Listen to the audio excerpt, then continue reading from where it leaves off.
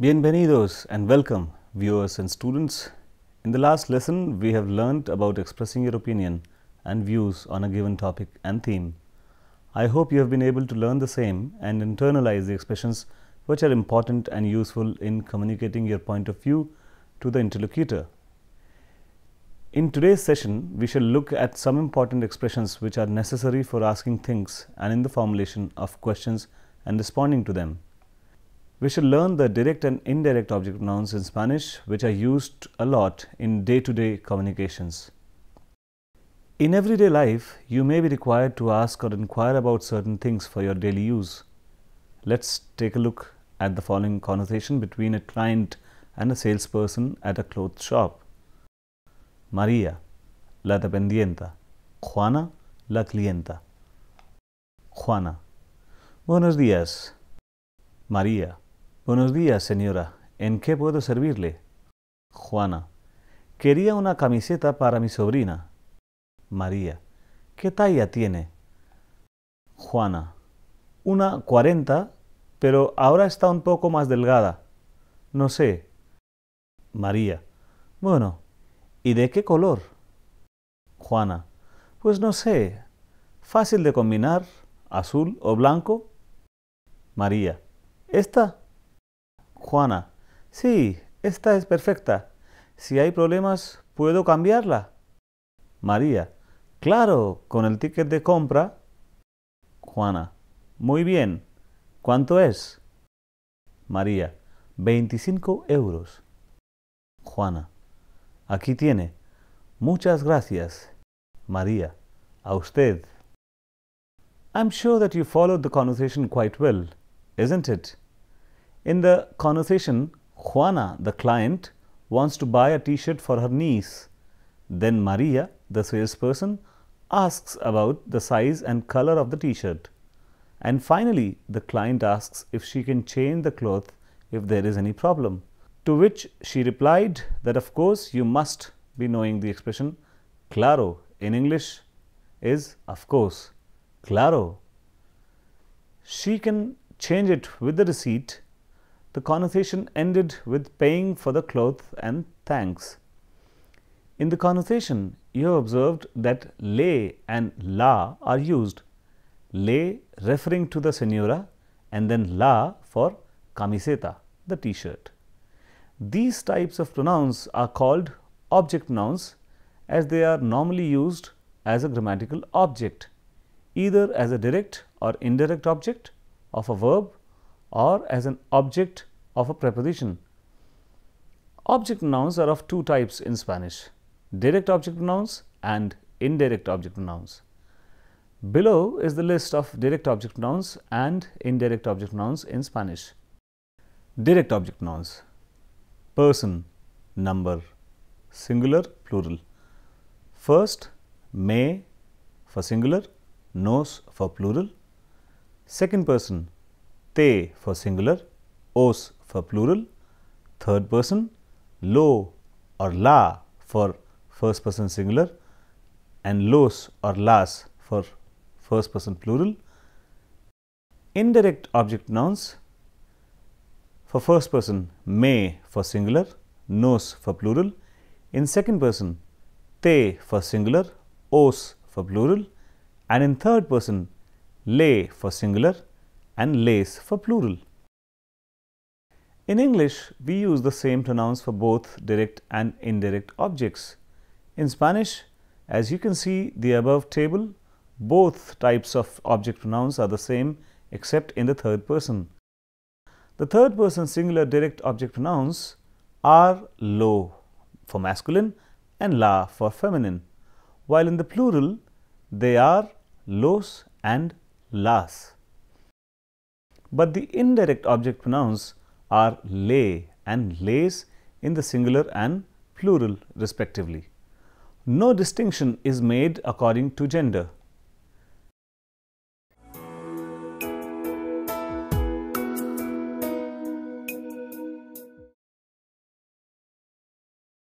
Direct object pronouns.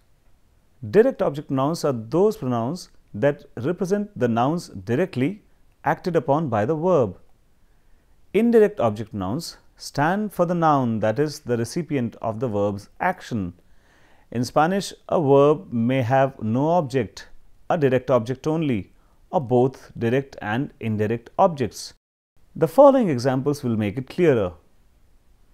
I study, estudio, a verb with no object. I write a letter, escribo una carta, a verb with a direct object. I write a letter to her, escribo una carta a ella, a verb with both direct and indirect object. In the first example, there is no object. In the second, there is a direct object, a letter, and in the third one, both direct and indirect object nouns are present. Una carta is the direct object and ella is the indirect object. Some more examples are: doy el libro de gramática. I give the grammar book. In this sentence, el libro de gramática is the direct object, so it is replaced by the direct object pronoun, singular and masculine in nature, which is lo. Now, the same sentence can be expressed using object pronoun as lo doy. I give it. Here is another example. Hice los deberes ayer. I did the assignment yesterday. Now, the same sentence can be expressed using object noun as los hice ayer. I did them yesterday. We have used los in place of los deberes, which is direct object pronoun in this case. We'll see a small conversation using direct object pronoun. Claudia: ¿Hiciste los deberes, Miguel? Miguel: Sí, ya los hice. Claudia: ¿Cuándo los hiciste? Miguel: Los hice ayer. In the above conversation, los deberes has been substituted by los. Now, let's see some examples of indirect object pronoun. Javier no me dio el regalo. Javier didn't give me the gift. In this example, me is an indirect object pronoun.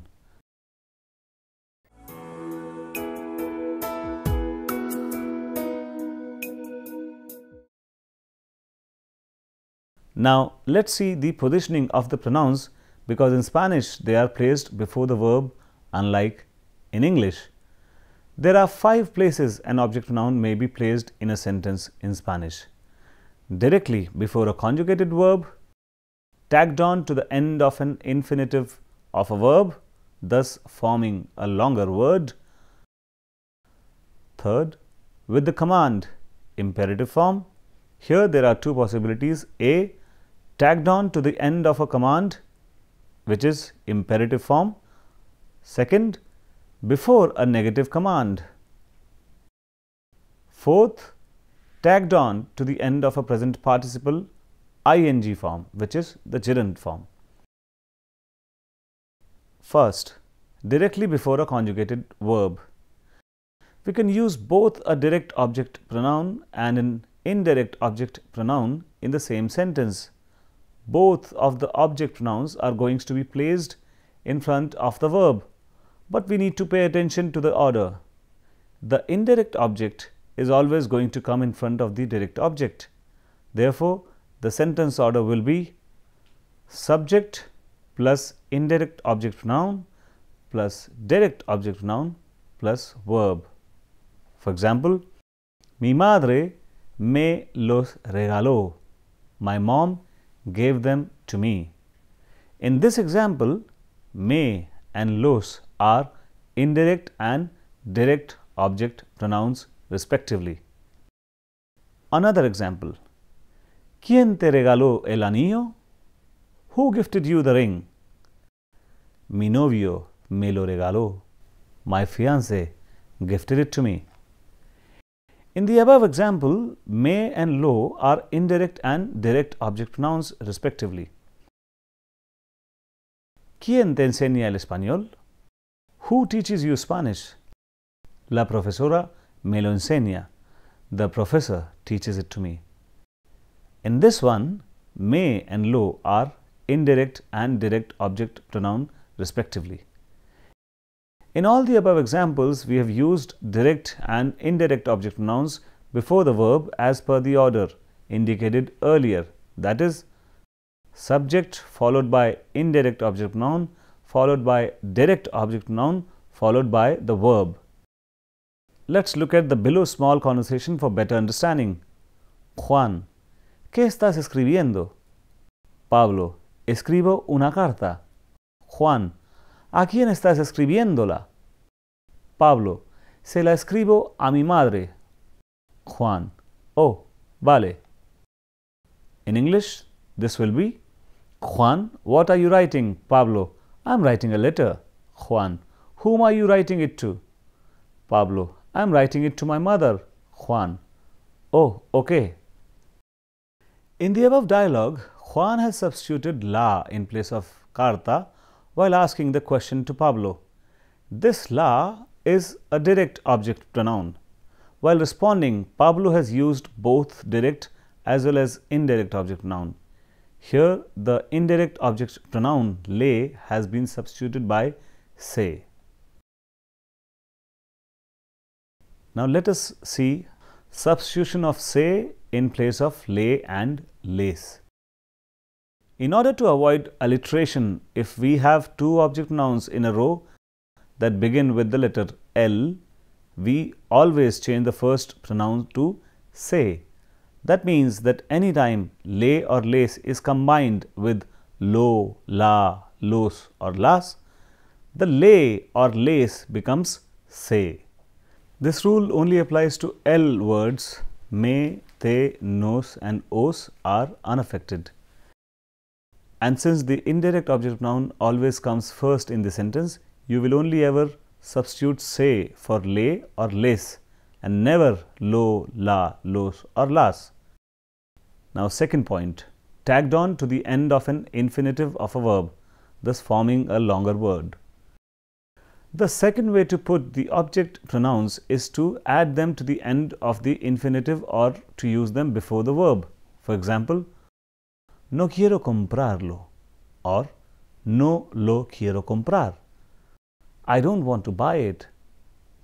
Another example, no quiero comprártelo. No te lo quiero comprar. I don't want to buy it for you. In this example, comprar is in infinitive form. We can add either object pronouns to the end of this verb, or we can also use them before the verb as shown in the above examples. Some more examples pertaining to this category are: Él quiere enviarte una carta. Te quiere enviar una carta. He wants to send you the letter. El profesor va a decirnos la respuesta. El profesor nos va a decir la respuesta. The professor is going to tell us the answer.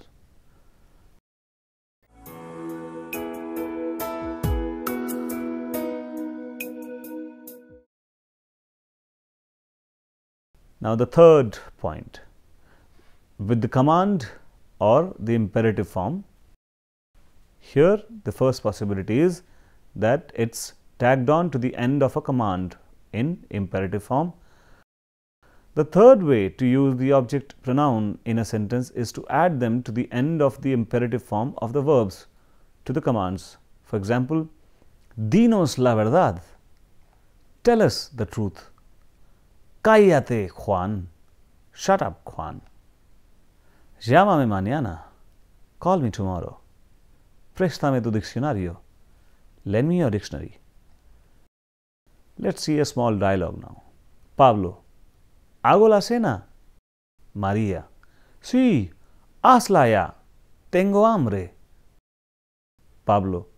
Do I make the dinner? María. Yes, make it now. I'm hungry. Escríbele una carta. Write a letter to him or her. Escríbele una carta a tu madre. Write a letter to your mother. In all these examples, the object pronouns are attached at the end of the command. In the first one, nos is attached to di, imperative form of decir. In the second one, te with kaya, and so on.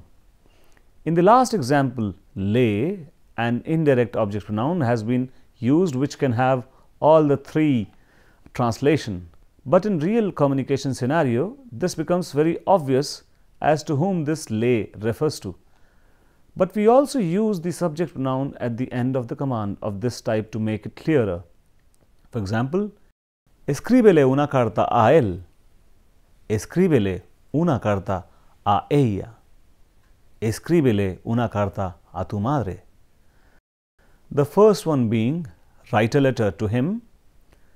The second one, write a letter to her. And the third one, write a letter to your mother. Before a negative command. The fifth way to use the object pronouns in a sentence is to use them before the negative commands of the verbs. For example, Javier, hago la cena. Elena, no lo hagas todavía. Es pronto. Javier, do I make the dinner? Elena, no, don't make it. It's early. Here, the direct object noun lo has been used before the command hagas. Fourth possibility, when the object pronoun is tagged on to the end of a present participle, which is the ing form. The fourth way to put the object pronouns is to add them to the end of the present participle form of the verb. The present participle form of the verb is also called the gerund form or popularly ing form of the verb. For example, comprando, escribiendo, viviendo, etc. All of them are gerund of the verbs comprar, escribir, vivir respectively. We have already done one example of this category. Let's have a look at the same example once again. Juan, ¿qué estás escribiendo? Pablo, escribo una carta. Juan, ¿a quién estás escribiéndola?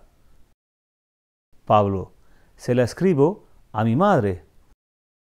Juan, oh, vale.